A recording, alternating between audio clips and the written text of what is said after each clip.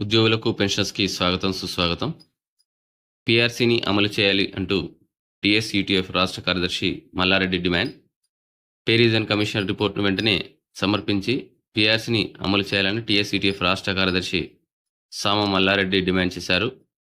రాష్ట్ర ప్రభుత్వం పీఆర్సీని అమలు చేయడంలో ఇప్పటికే 2 సంవత్సరాలు ఆలస్యమైందని, మరింత తాత్సారం చేయడం వలన ఉద్యోగోపాధ్యాయులకు మరింత నష్టం జరుగుతుందన్నారు. కేజీబీవీ టీచర్స్కి సమ్మెకాలం వేతనం చెల్లించాలని ప్రభుత్వాన్ని కోరారు. Pending bills, medical reimbursement bills అన్నీ క్లియర్ చేయాలని కోరారు.